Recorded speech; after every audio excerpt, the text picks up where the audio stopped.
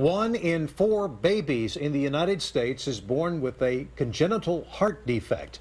But survival rates here in the U.S. are high because of the advanced surgeries and medicine we have available. Beyond our borders, the birth defect takes many more lives. KXAN's Leslie Rangel introduces us to a 5-year-old from China who flew thousands of miles to Austin hoping to get a heart gift.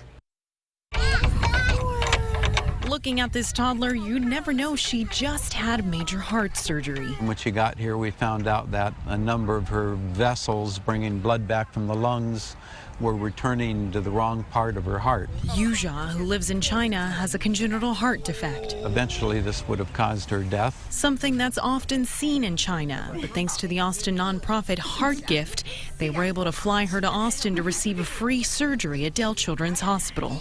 She's doing great. She's getting back up to full speed. She's not nearly as blue or as breathless as she was previously. But this 5-year-old story didn't begin here. Some call her a miracle baby. Yuzha was abandoned when she was around 1 to 2 months. Hao Chow, who came with Yuzha, learned about her story through a Chinese charity. She spoke to us through a translator. Her father is from a very small village.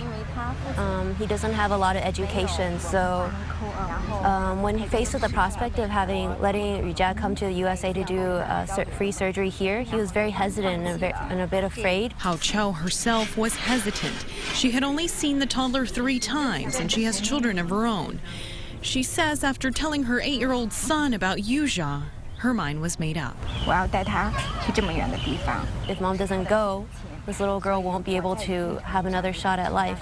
My son heard this and he understood, and he said, if you're going to the U.S. to save this little girl's life, then I think you should go. A destiny thousands of miles away, part of a bigger plan for little Yuzha, who was found abandoned on a Chinese country road. In Austin, Leslie Rangel, KXAN News.